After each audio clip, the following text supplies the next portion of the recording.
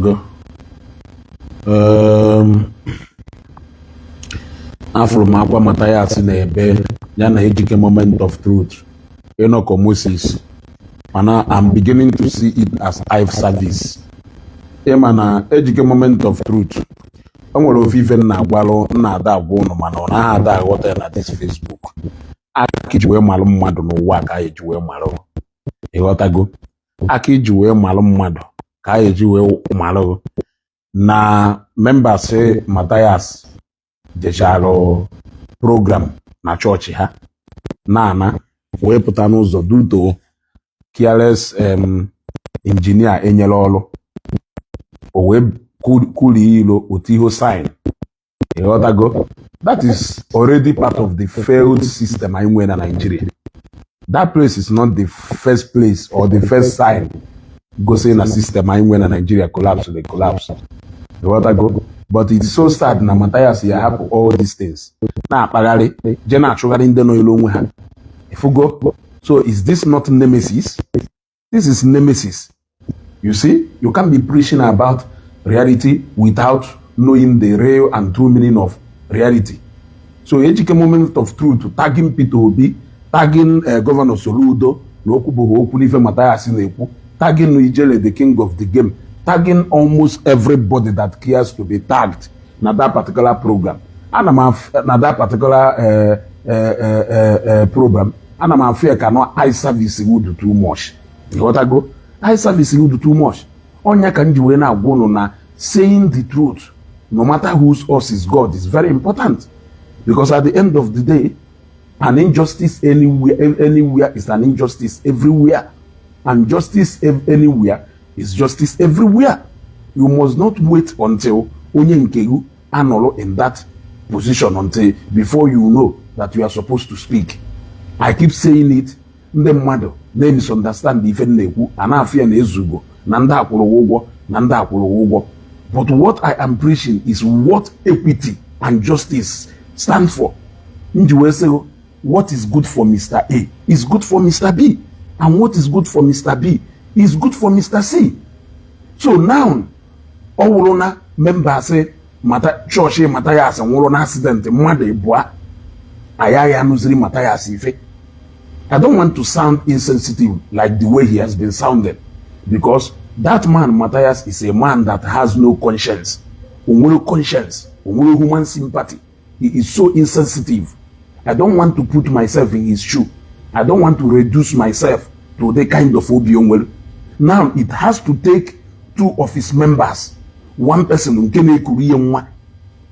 Abia Church, for him to understand the pain those people when an accident or their families na pass it through. The pains family Mr. Ibu na pass it through. The pains family Amwishimo na go pass it through. The pains family a lot of people on Amwamu na pass it through. It had to take two of his members to buy before facing the reality of calling out government. I was hoping that in his usual way that no, you call out Nigerian pastors. But lo and behold, he is doing something that he's supposed to do for the first time. You see, is this not very laughable? Now you went and print poster, a print given in it, you are doing demonstration, you are doing whatever thing because na two of your members from the failed system that Nigerians to call ego, we told Mr. Ibu, ego ayeju ebuje unogo, is still part of that failed system. That Amweshi Muonago, a veteran actor, had to come to Facebook to beg for money for medical treatment, which eventually I think no one will also go Kanondo. Is out of that failed system too. Because no failed system. How else are you going to hear that Nahwadore? You will not hear it. Or yes, they know no after a brief illness or after a warrior. So what happened to them is still part of the failed system, which now two members of your church are one victim of it right now. You have decided to face the appropriate authority. Now, in this life, the best way to go through this life is by putting people under. Yeah, will people tea na your own shoe.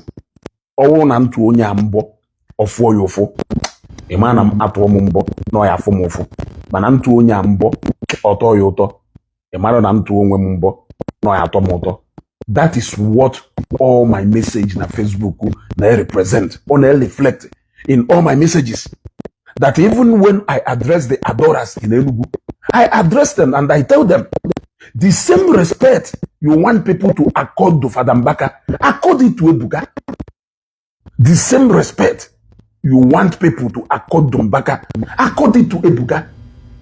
You cannot choose to be insulting Ebuka. You cannot choose to be trolling and bullying Ebuka. But maybe Father Mbaka no. Go for life is not like that.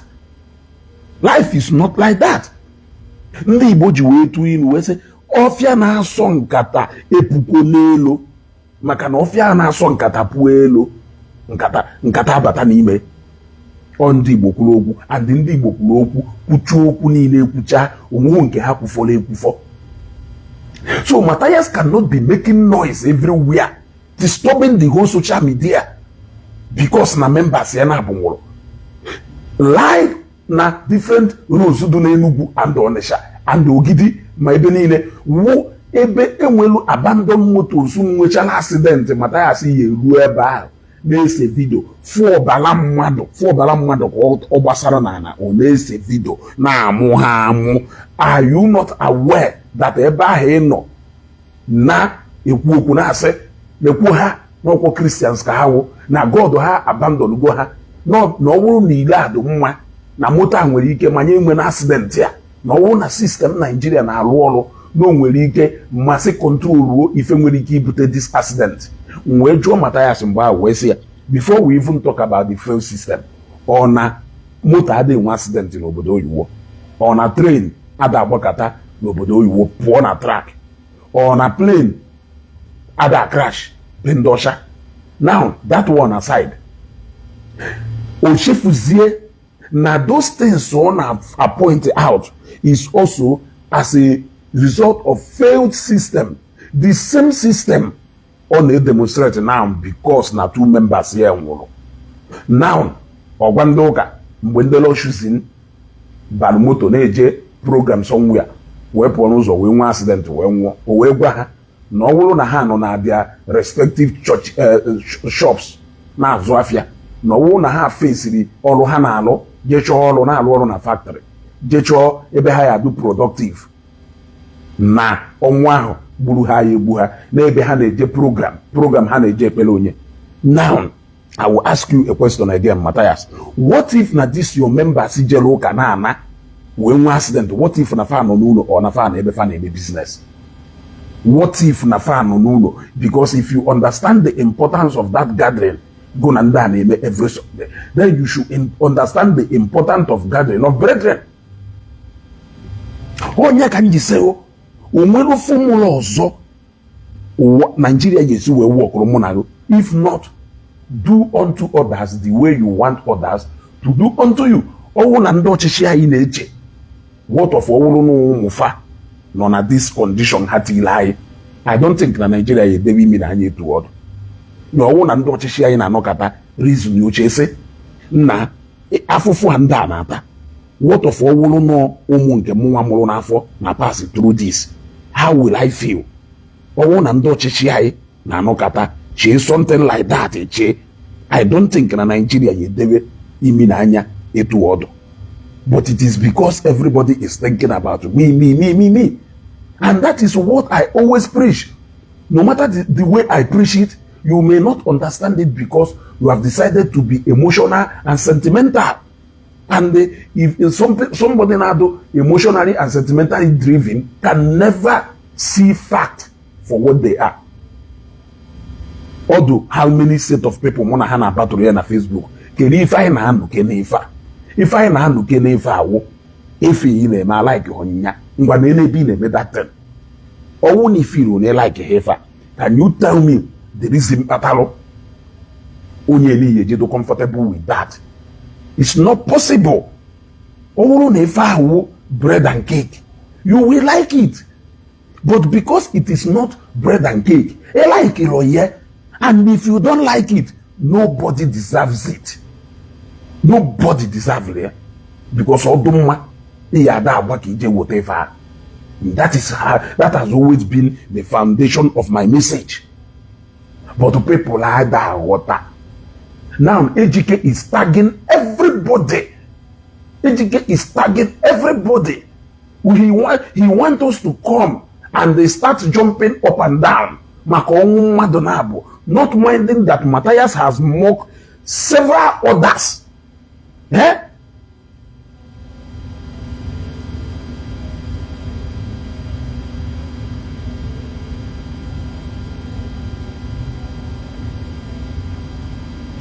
Humble honorable ikwuherisha idonola na na-egere ife na-ekwu ịghọtago.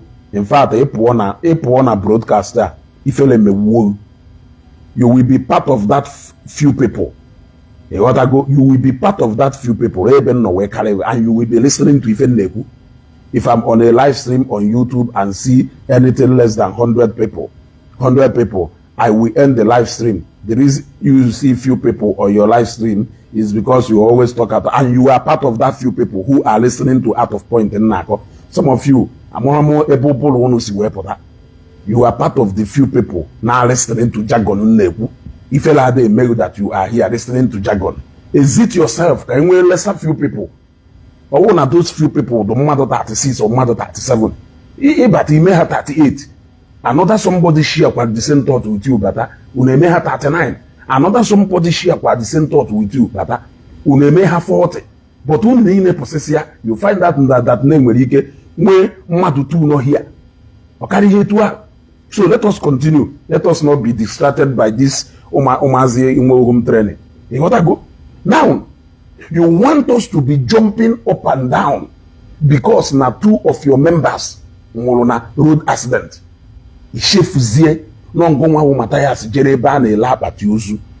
Wee mee video wee gwa ndị be anyị ndị otu niile wee sifa ha jee mepesie ebe a na-ele akpati ozu na ndị ụka ga na-anwụ, hence na ha decided to fight reality. And this accident meru, okay, Emeka Jude, I will help you to zuzu out of the program. Off you go. There are no two ways for you to reply to Fikama if not by silence. You want to go? So now, ha je mepe eba na ele akpati ozu. You want to go? Ha je me eba akpati ozu. Yeah? Ha je mepe eba na ele akpati ozu. Na ndị ụka ga na-anwụ. Na ọwụrụgodu na ha bute 100 debe na ha elechasta the 100. Now, ndị ahụ na-agwa jee mepe ebe a na-ele akpati ozu. Before us, two anakpugo na akpati ozu a. I am not mocking them. God knows that I am not mocking them. Already, I made a video already where I wish their soul to rest in peace. But the noise making of you, EJK, and few other people is becoming too much. The noise you people are making is becoming too much. Then I ask myself, in a vehicle, your members, two people will, or you will come to an accident scene, ebe tanka baloko, bundi mwado, epote bao, isedane nona begu, do so insensitive. Owulo na obulo failed system no noboda. Kerife tanka ha bufuelo ya de melilo, na ochaka ngunabo. It is still part of the failed system. The same failed system by here, Meluna contractor. I observe was safety measures by putting that tape. Yeah, signaling them that name was danger ahead. That is the same failed system. The same failed system how Meluna government haluhilo moto when accident we be about in your little mind you felt that na no also Christians we from n'ime moto ha no nwero members of nde omena na bruze eziokwu so we n'ime moto ha. The only reason why you we bring nke a say because na moto ha specifically members that accident we. So that is why you rush to the accident scene Instead of you mocking those people as usual, you are now raising alarm and awareness. You are now raising alarm and awareness. You got to go. So the noise is too much, and the GK moment of truth, that noise is too much. You people should minimize that noise. Na uwo bono. Emalonda advisory hadiele party. You advised a lot of people to go into the business of a party. Na hire they lep more than 100 every week. Halecha he de kwapute kwalebekwa. Emalonda advisory. Mamado n'ime ha take your advice jeleba party. Je ba je mwayaka na pocket go wote go je go la party na bu je nda mmado wona holoka ha we nie nda ka life gaba n'iru. You think if you that the world will stand still for you? You think if you that the world will stand still for you? You have gone to Facebook several times to laugh at you mock them. I'm in danger right now. I'm in danger right now. You think the whole world stand still when you are in danger. But when other people are in danger, you don't even care. You don't even care. Very insensitive human being. Sometimes onado mma anokata ife me mozu anwuna. Onado mma sometimes ife me mozu anwuna. Maka na ife me ka ihe ji wee fo. No iko ahụ iji wee malụ mmadụ. Ka mmadụ ye ji wee malụ. Okari ihe otu ahụ. No one knows tomorrow. Thank you very much. If the next minute you may hear another news. That is how the life is programmed. That is the greatest reality. Any man who says you are preaching reality is the greatest reality that you don't even need to contest. No matter if you put a long while, you don't need to laugh at anybody. Because na ntu ahisi amuzu ahamu etu awakande mmadu yesi we muzu nkozu gamu because ozu kwa kewo if you ozu dondo na apagari. But often time nezi such kind of message. A lot of people na do too emotional. Let me give you another instance. If letunde adora se inugusi we basta ebiaka onu. But all along it has been the name of evangelist Ebukobi, and they are celebrating, sharing those videos, commenting, calling him an arranging master, calling him a fake man of God. Say no yamu, say no ya powerful, say no wonka. They keep saying that no a businessman, no jindema de melu business. I keep telling them, say fa. Nekunu hana se go no. Now testing the microphone, and Terigi testing the microphone, testing microphone, as you go testing microphone, microphone kai kolo, pam, baka, pam, nebela jano, hanchani in the bloggers overnight, hanchani in the wood in a comment section. You see, you now begin to feel exactly how a Zionite feels when you insult his spiritual father. You started feeling that heat immediately. Why can't we respect each other? Ideology, feeling, whatever you can call it. Is it difficult if we actually put ourselves in people's shoes? How difficult is that? Is it that difficult? No, it is not. You will see only men and abuse Ezioku. Mathias, or put every day, in Apafa Mathias. Every day, tell me one single day, Mathias see a video without mentioning one baby virgin. Tell me one single day. And when he makes that post, you share it, you laugh, you enjoy. The moment that one Mathias, you jump out. What are you correcting? Are you correcting something you argued? In fact, where you are correcting that in Mathias, stop calling the name of Mathias. Ishene Buka, one baby virgin, or is Ishene Buka Unuhi. Ishele Ebuka onye arrange. So where you are correcting me to stop mentioning the name of Mathias, you are also mentioning the name of another person I hold dear to my heart. You held Iji Mathias close and dear to your heart. Njide Ebuka close and dear to my heart. Ijide Fada Mbaka close and dear to your heart. Kerife melayi niile nwere ike iji wee cohabit peacefully. It is if I respect Mbaka, you respect Ebuka. I respect Mathias.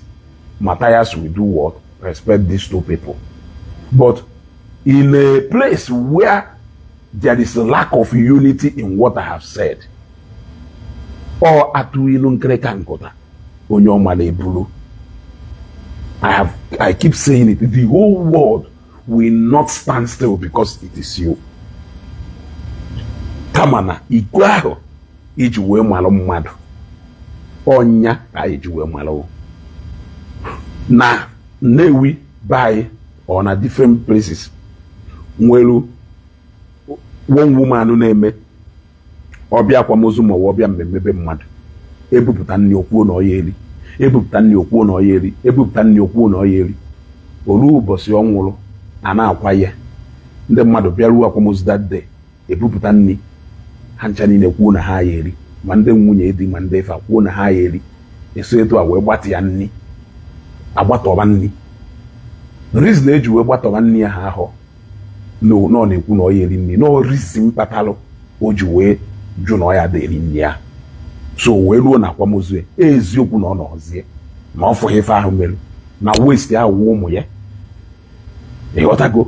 But at least ka ndị mmadụ wee were ya wee mụrụ n'iko iji wee malụ mmadụ ka a eji wee malụ.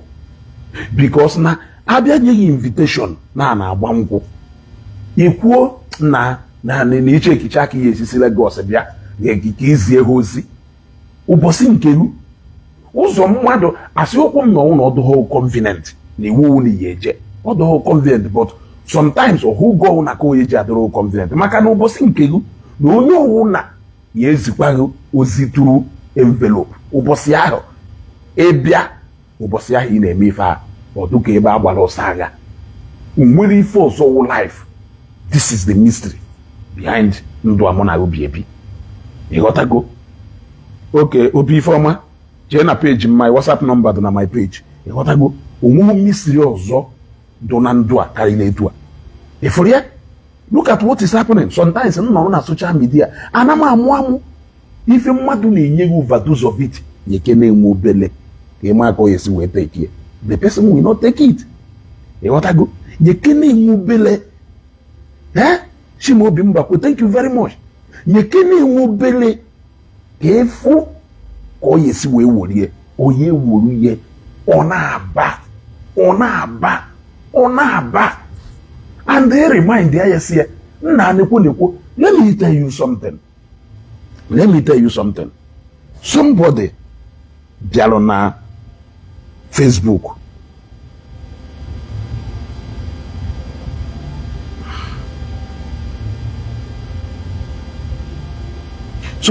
na Facebook iwe nedo a whole man of God in the capacity of evangelist Ebuka Obi, iwe kpụọ afa ye ufiarụlụ ana na Facebook.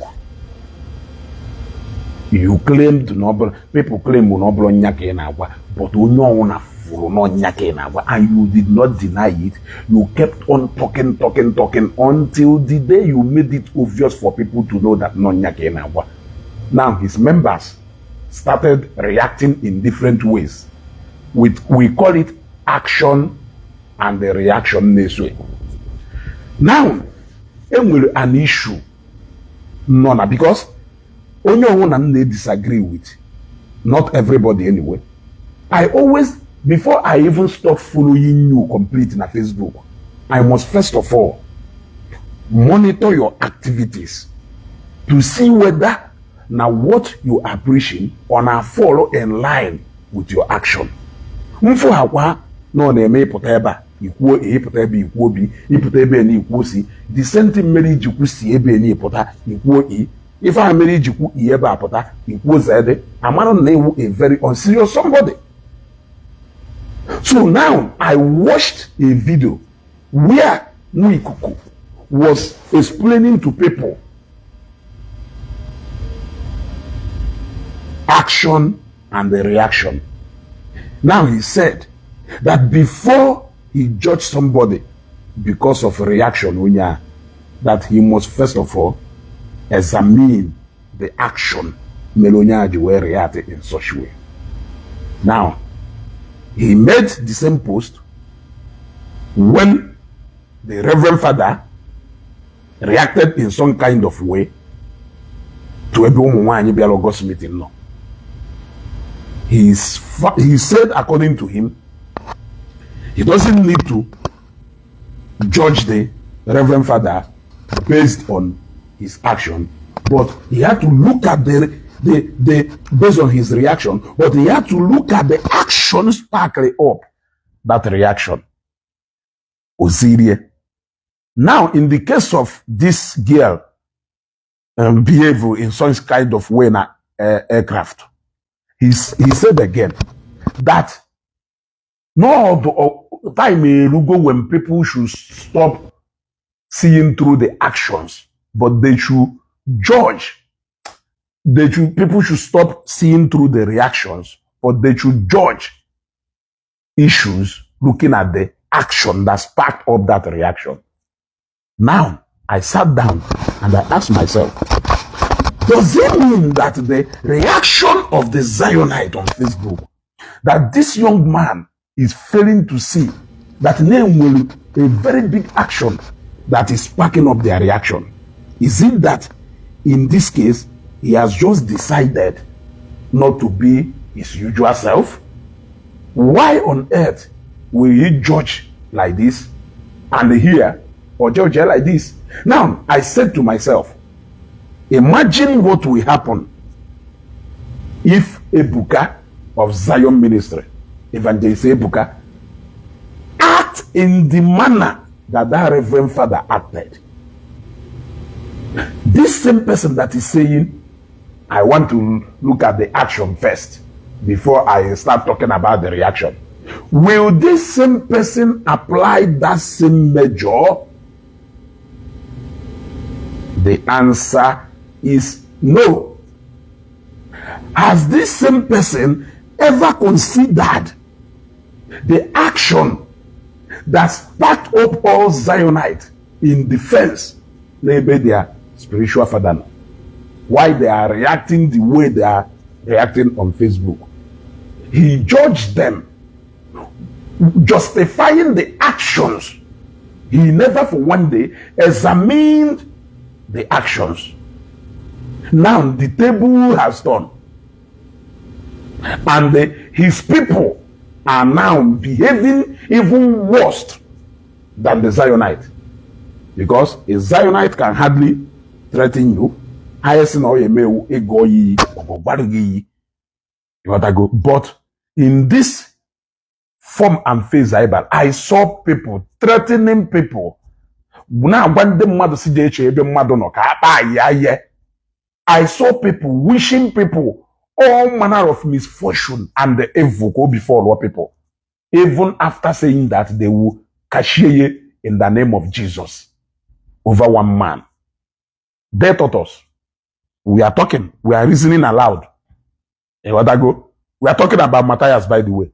But I am bringing relative issues why you should understand my message, where it is going. I learned it anyway from my government teacher, government master, na secondary school, Master Paul, in order to make you to understand what he's trying to drive to Nebe Asiano. He will use similar things, different things with similar narrative to explain to you so that you will understand. For example, I can't be explaining to you the pain somebody feel about something if I don't put you in the shoes of that person. My mom, All na your mom, the best way you can understand the pains I'm feeling or I'm passing through for all these years without the love of a mother is if I use your own mother as an example. The moment you may use you as an example, if your mom move to you now, if only make us then the moment they remind about her absence in your life, the reality of what will become of you when she's no more will be at your face, staring at you. So that is why sometimes we give multiple illustrations. We even personalize some of them to you so that if you have sense of reasoning, you will understand. All hand in a one mother something, we make it do ife, we personalize it to onya we can feel insensitive. Hapo onya haba gonu chajuraju. You see? So I'm for people who are so wide now, wherefore, that the criticism another man. They even told us at some point, including Mathias members, they even told us at some point that Evangelist Bukobi is a man. He is prone to mistakes. And when he makes mistakes, that people should correct him, that he should be open to criticism, that is what helps to shape a man. They are the people lecturing me and you. Now, fast forward to your time. Remember the day the issue of Lazarus Mmoka came up, and they were saying that na Ndotu Mmoka will not respond to this, that it is only the Zionite that can do this, do that. Lo and behold, before you know it, Ndenke Mmoka war press conference ozugbo, legal action immediately that they will go after anybody. What it means is that this same thing, you will definitely handle it the same way. So we will respect each other more if we begin to put ourselves in people's shoes. So can AGK use this mic and tell me what is different? Nando Madebwa Nando Mr. Ibu. That na afufuni ne Mr. Ibu talo before war. You people did not have mercy on him. You were mocking him. You were mocking him, laughing at him, ridiculing him until the door. Even when he died, you people did not stop. You mocked him until Otalisianana. Can you tell me why you think Ndibo should stand still? Because na two members of Mathias and Wolona road accident, according to them, due to mistake of a contractor. Can you tell me? If the families of Mr. Ibu, Junior Pope, who also by anyway died na boat accident due to mistake and carelessness, obviously, of a boat driver. So what is different na the mistake that boat driver made and the people now manage by not giving them life jacket? Can you tell me the difference is done a mistake here Hamelu and the contract Christian? Network na you so, but we have to continue. You gotta go. We go click na reaction now. I don't like this. Click na click on like and love. Other one difficult. You gotta na. While you are watching this broadcast, always click on like and love. It is very important. Always click on like and love. You gotta na. Always click on like and love. You check your comment to now or bagoto of more but and the majority of people who are commenting are saying nice things. So Why can't we react with either like and love? If we all go to 30 now, yeah, from 20 to 30, which is at least Obagota Facebook, we see that what we are doing is okay. They will keep distributing our video far. You other go? Yeah, they will keep distributing our video far. Only share about the video. Share the video so that it will help us to get a wider reach. You other go? Osaya Nayo, thank you. You other go? So this life is not difficult. You mocked Junior Pope, a young man in his full youthful age that set out to go and work. He did not buy because he was living around.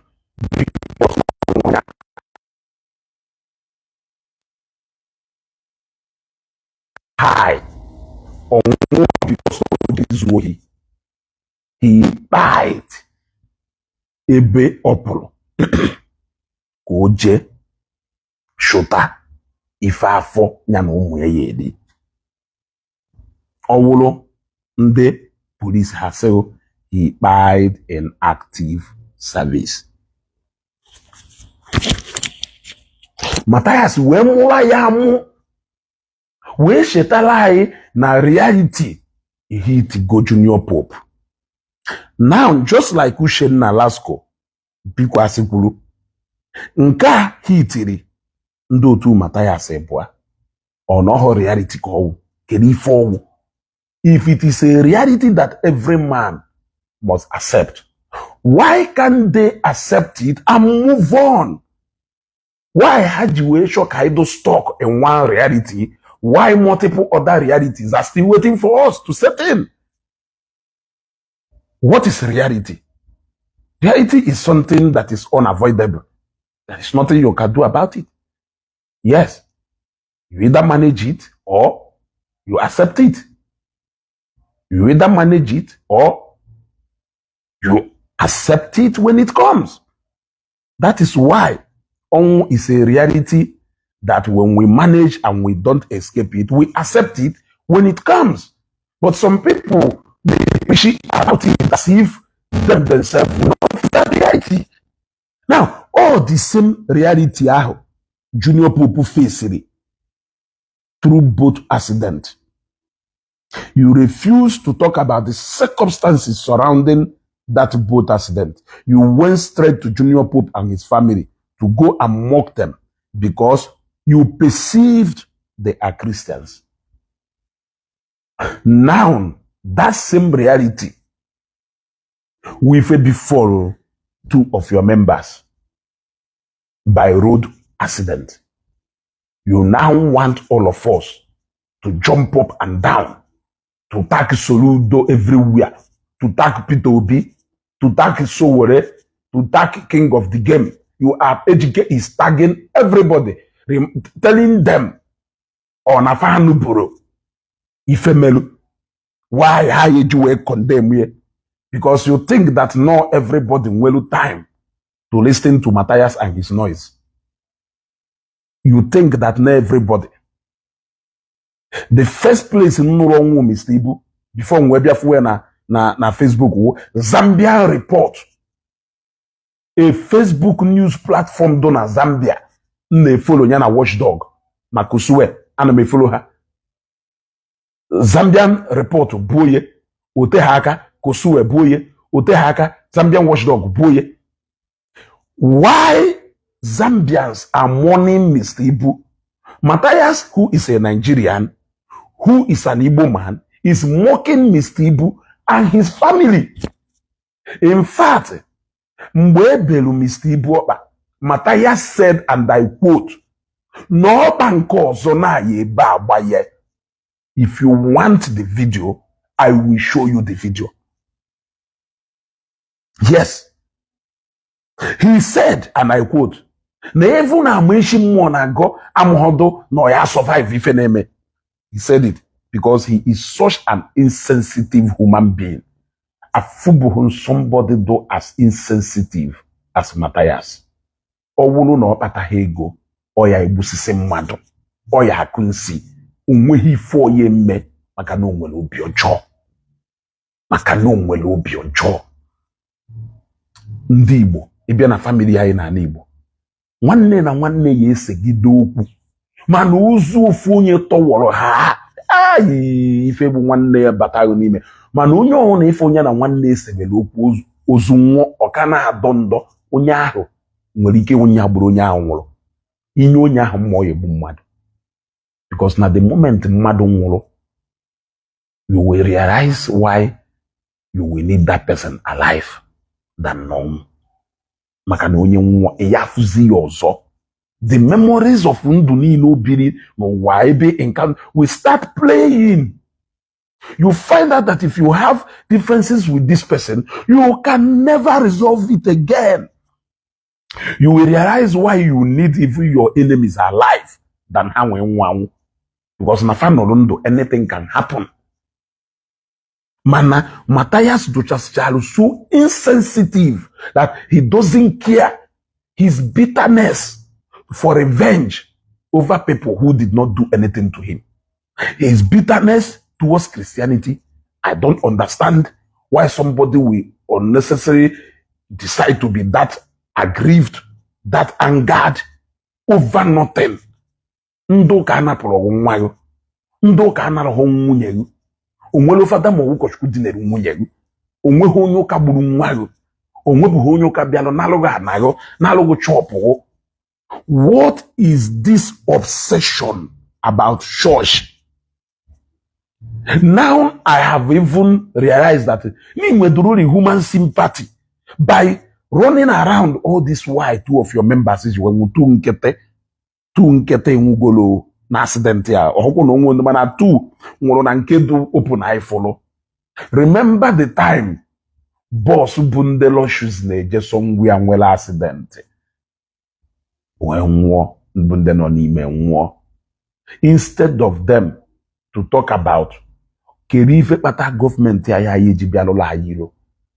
Now our government may fail for not providing good roads for us. They started talking about how his apron did not protect him. They started talking about how their general overseer flies jet, but happens here that is being insensitive. If being a Christian cannot guarantee me that I will not die, and being onyo menana buze ezioku cannot guarantee me either for living forever, then can you tell me why you will be stretching your head trying to teach me to leave something because of something I will lose definitely, and I cannot gain it if I come to your side? Are you getting what I'm saying? Let me rephrase in a better way in 2 years. If being a Christian cannot guarantee me, if being a Christian cannot guarantee me to live forever, and the being onyo mena na buze ezioku cannot also guarantee my life, that as a Christian you are bound to die, but when you come to mena na buze ezioku your life will be guaranteed, then what is this message for? What is all this message for? Kirifa na nolu tikatiki over nothing, just difference in idea. Manani puyo some people are now agba ugobelo na mgbawu ichoke convert ya everybody to your side. Life doesn't happen that way.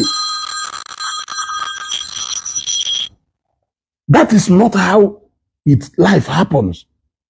You wanna go? Now, some people will begin to judge people's reaction through the actions. But when it gets to a section of people, the action and the reaction doesn't matter. Unless you feel the heat another person may feel. Whatever those people are saying doesn't mean anything to you. That is what Wotalo, this disunity and fight, and then when a social media today. I had them with that problem on social media because I don't know what is right or you don't know what is right. It's just because I feel like the world should always respect me for what I feel is right. But for you, the world should forget about you. Forget that name when millions of people not in this life. Yes, there is only one common thing in this life, which is what is good. And if it is good for you, you should know that it is good for me. Mana, being insensitive to the plight of others is why we are fighting each other on social media. Social media space, community na Igbo, Adugo infiltrated with different ideas, conflicting one. And everybody is refusing to understand the other person. If I cannot understand you, or I even try to understand you, but you are feeling insensitive to my own pride, you will see another reaction in me. QED. You cannot open your page to torment and humiliate Evangelist Ebukobi, but whenever you see where somebody made a post about Makayapota, you are wondering about the way and condition of BBC Guru Mbaka. Why? What of Nguma on Facebook every time when I go Evangelist Ebukobi? Can look at your life condition. Ajo you say no more if you make so ebu mo if you make onye gba no nwere ife ye me Mbaka. Why? Onye gba no nwere ife ye mezugo. Since no nwere ife ye me, who told you that no nwere ife ye me? And as funny as we may be, you only dig out a video like address it. I saw somebody who posted a video, Evangelist Ebukobi Melo, a long time ago, Basaro Fadambaka, where he was saying, touch not my anointed, I do my prophet no harm. That no matter what, you should not insult your priest, a prophet, or your pastors. Now, they singled out part of the message that was talking about using Mbaka as a reference. And they forgot that he mentioned pastors, that he mentioned your priest, that he mentioned your prophet. So now, if what Evangelist Ebukobi Newu talking to Zionite alone, what of you that is insulting him who is a prophet, that is insulting him who is also a servant of God, that is insulting him who is also an anointed of God? You want to go? So, we do what is right. Ejike and Mathias, the noise is enough. You people should go and face your business. Go and face your work. You want to go? Unu bidolu na onye look, I have chosen not to reduce myself to the level of Mathias because I believe in little education is better than none. You want to go? When you look at the behavior of some kind of people, onye kwuo na education is a scam na nkogu, if you see how some people are behaving, if you see the behavior of so many people, onye kwuo na education is a scam na nkogu, ubuaka tiwayanya, because education is everything. You can't even imagine what it can do to your life. If on a madu behave like an illiterate, illiteracy is a disease. You don't need anybody to tell you that illiteracy is a disease. Yes, you need to be enlightened a bit, a bit. You need to be enlightened a little. Or the very, very important. Or the very, very, very important. Otherwise, when you be you may not see it. Because now say no one no nyala ifene neme obolo nyala no nweye. You may not see it, but other people ya that fear, and you won't even imagine how they feel about you. Money email unaga, because illiteracy you won't even ask yourself question.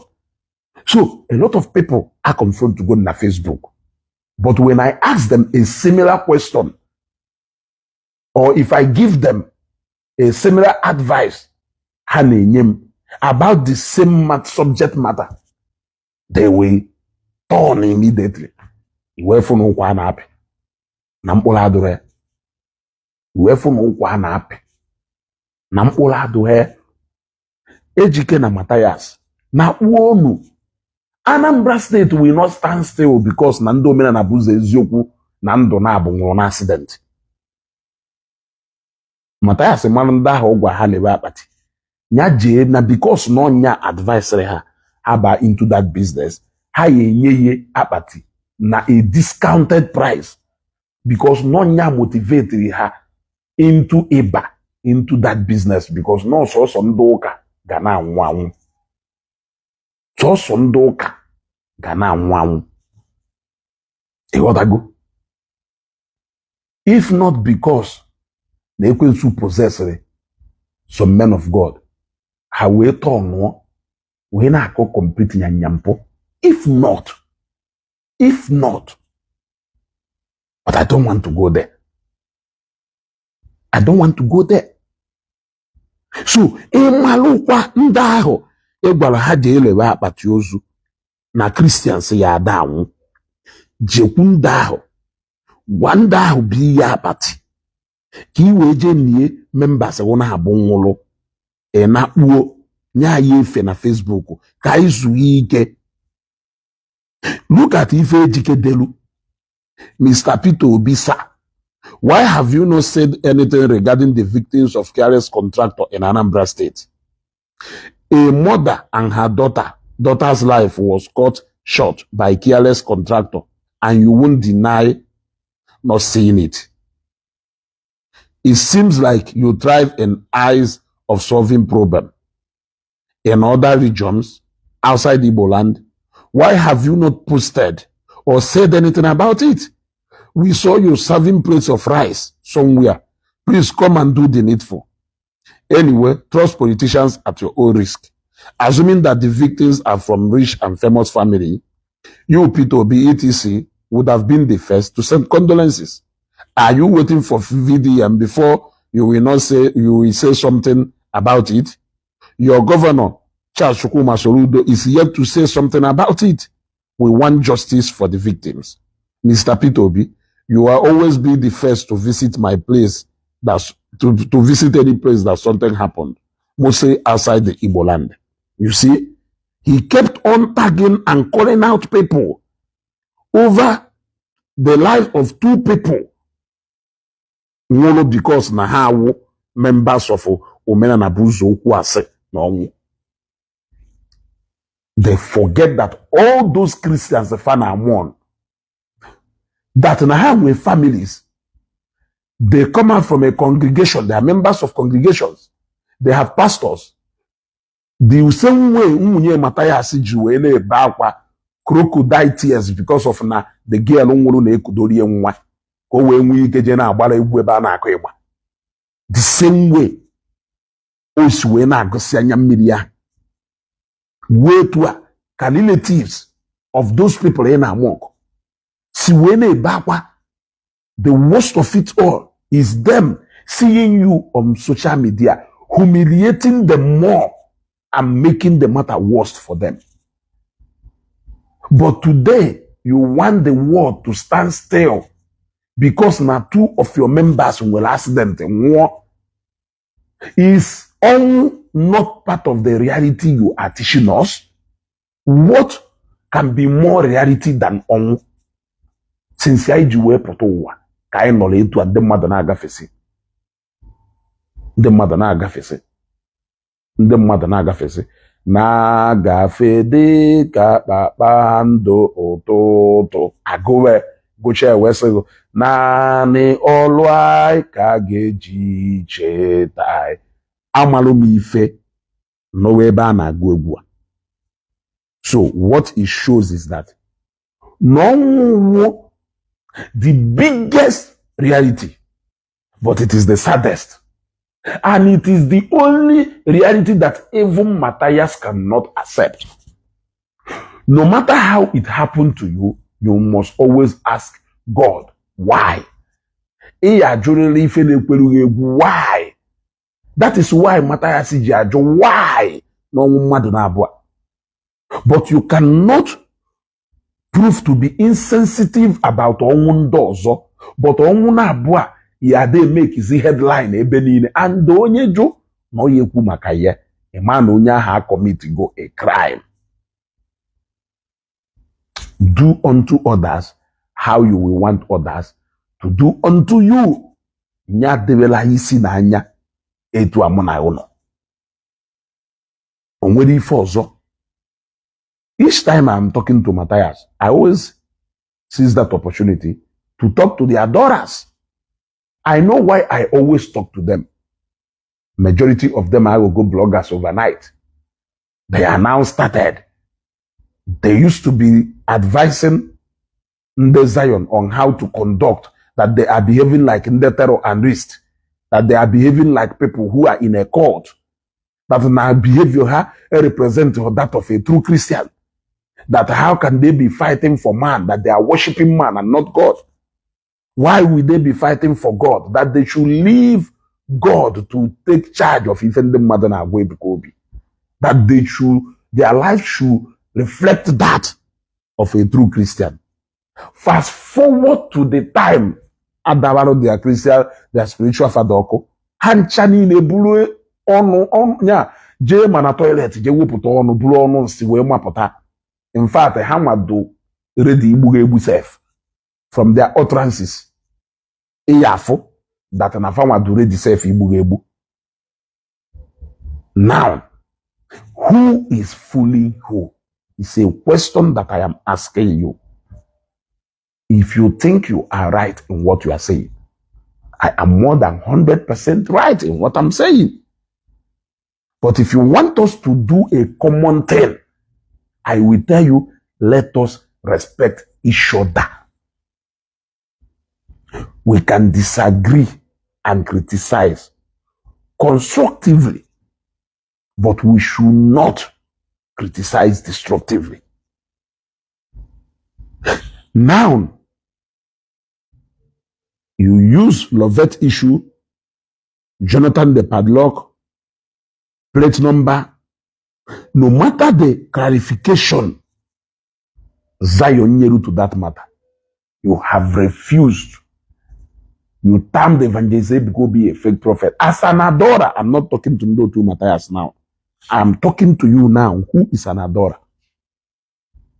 Now we have reminded you about the prophecy of Shimaroke Namane, the second prophecy about Shimaroke Namane, the one concerning Ihedio Hakem, you that is telling me, Kerife Patalo, na evangelise buko biafo ho, na Jonathan the padlock of the etua, no jihanya fo, no ho the real Lovett defa, no jihanya, wefo, na wadibia be mefa wife de otua, when the issue of that father na etirifadi ife, ipu ya kwa melu, why no jiho anyi memwo wefo nefa an allegation? Why would you wewolo nya buje that campaign nisi to the point that nanda adoration keriva na akwe gule egwuri ha gule egwu maka ihe do hakem ekwu yo wewe yiwe mana ya nọrọ na ebuko onye arenji o kelu maka Lovett echetalogo that good luck is bad luck and Buhari is the Messiah. Wejuzienu ngonwa an adorer. Is Buhari the Messiah you are looking for, or should we expect another? Iwe ebaba mba ngwapodebezi ebuka ka ipodebe your own Elijah. Ijokwa no la ajo. Oke ona why mechizi onu ka ikpobazi ebuka. Ngwa mechie n'onu ka inaba na Elijah. Emene numba, emena namba. Yeah? Emene numba. Bush, I agree to emena namba. Efuna. Onye yekwe ka ọwụrụ opinion ibe gal. Apaga ka ebe ba mani ye je na akpa mmadụ aka na brokos. Bido onye ahụ aka na brokos. Na-emezi expert onye ahụ agbanarị gị aka na ntị agba. Life is not that way. What I go? Life is not that way. Huh? Ndụ adịrị otu ahụ. Okay. Look at Father Nwebe Joy. If you do not do right, it happens on social media every day. Ebuka this, ebuka that. Even while you are doing that, you are not cautioning your members against saying a kind of words against Evangelist Ebuka Obi. You are instigating your members into insulting Ebuka in your comment section, and you are not warning them. Now, when a section of people come after you, your members will now try to interpret what being a priest is all about. That is the insensitive Donando Ibinetata. So now, these people should close their mouth so that you can insult them, so that you can humiliate them. Why you do immune to insult? It doesn't happen that way. It does not happen that way. Even a family bendebe dike aya he mefa. Hello. Onye na gwa onye bu okongwo. Obosim bialu bendebe dike. I behave and observe if you believe bendebe dike. As long as nebe mu na unu ekwu that na ablo bendebe dike. Yeah. Bendebu konkwo nwelu ka ndebu konkwo si eme. Debe dike nwe ka ndebe dike si eme. Who says na ntu ndebe dike si eme should bind the whole into the whole families niile si eme? That is not how things have been done. But you can respect my family values as much as I respect your own family values. Okari hetua. If you don't get it, forget about it. Mana mbia na-ekwu okwu ife a ndị mmadụ asị ezugo onye akwụrụ ụgwọ ezugo onye akwụrụ ụgwọ mmadụ one do na-akwụ m ụgwọ a ka m na-ekwu mmadụ one na-akwụ m ụgwọ I wish they can pay me ka manya wuzie na m ụjụ na ma ya mmadụ one na-akwụ m ụgwọ. All I am asking you is respect another person's feeling and plight, so that it can be, whatever you give out comes back to you. Now, let me tell you another one. No to Mathias. As you go, look at the way you are talking. Calm down so that people will hear you. You are always speaking sometimes with so much aggressiveness.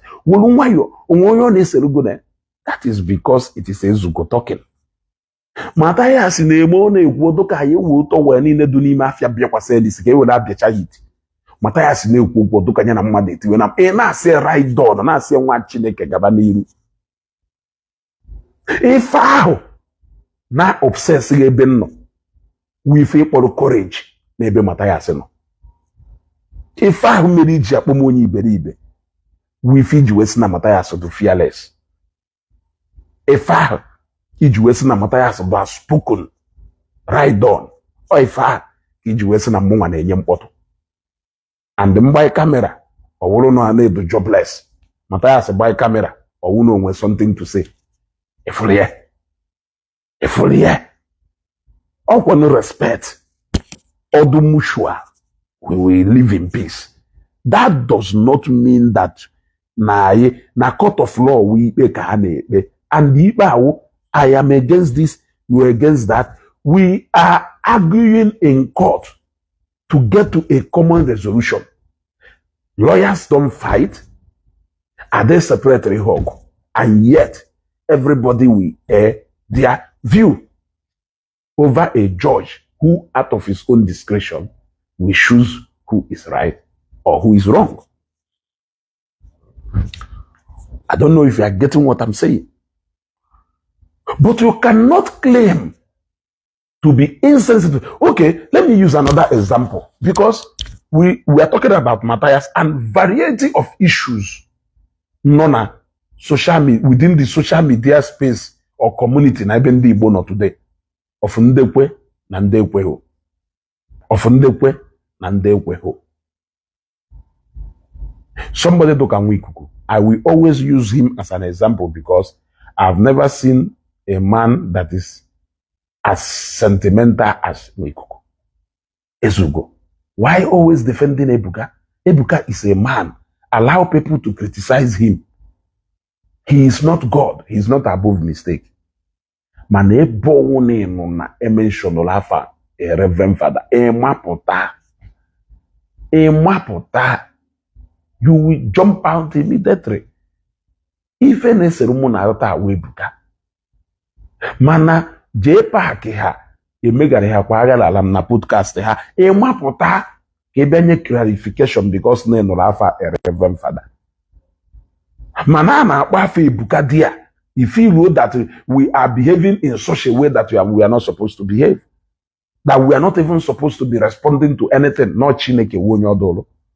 You reach your reverend father mapụta ekwukwa maka reverend father tiri piara nwaanyị ife mapụtakwa anywhere ekwukwa na afro reverend father na miro mapụtakwa.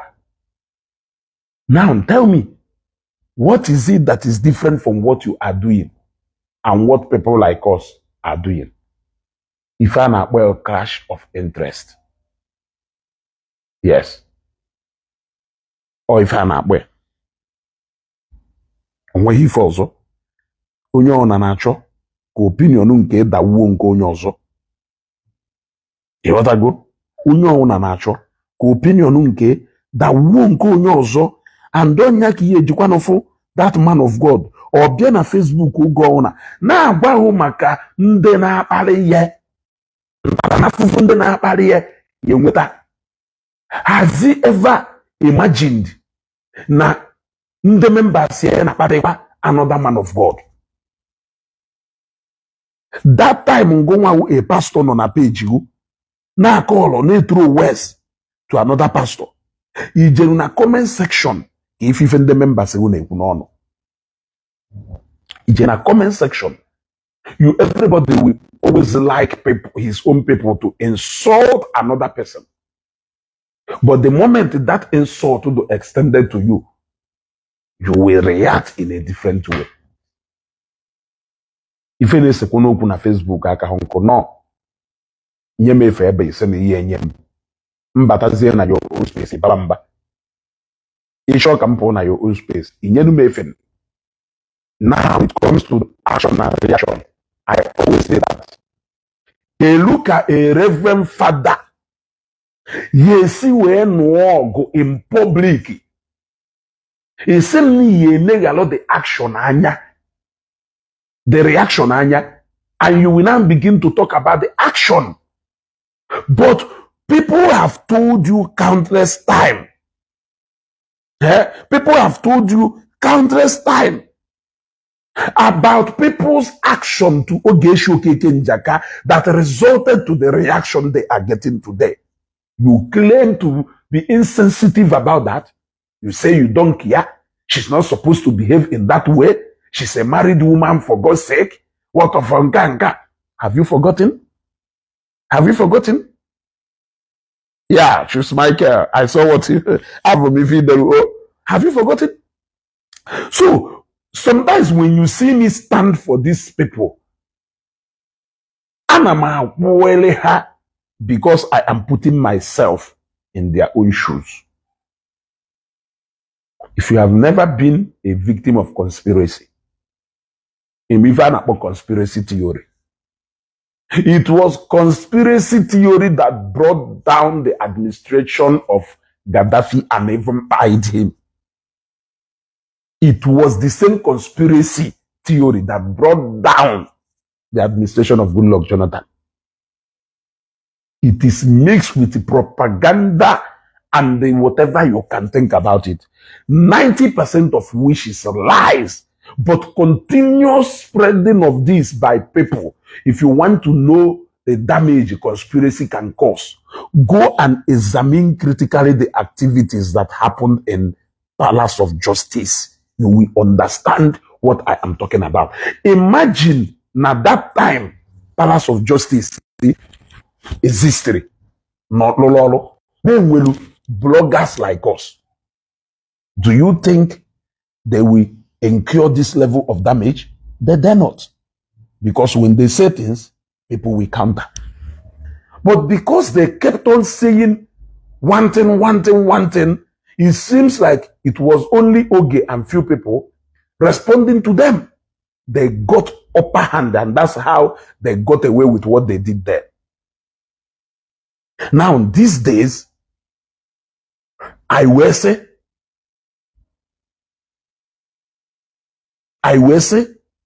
now, allows this such thing to happen.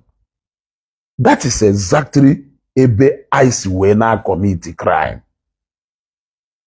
We will no longer allow those things to happen. Ebe ice when I commit a crime. Now, if Nwikuku and the likes of them can say that they first of all look at the action before judging the person reactly, why is that formula failing to be applicable to Ogechi? Why is it that you people have not seen the action of Abuja woman that triggered the reaction of Ogechi? If eventually tomorrow Ogechi decide to fix Shisum, will you people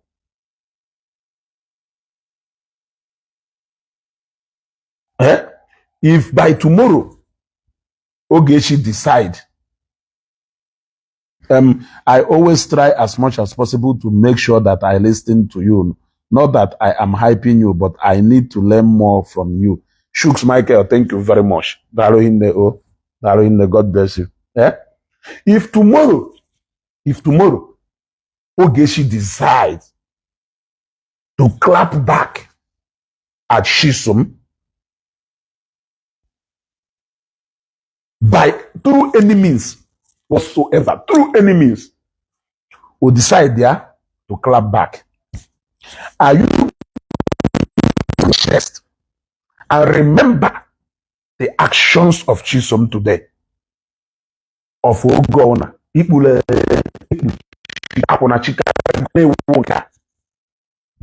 actions that even you cannot take.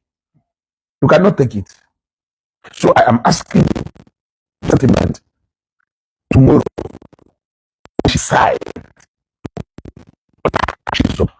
to any means, because I've always said Adacho Gumma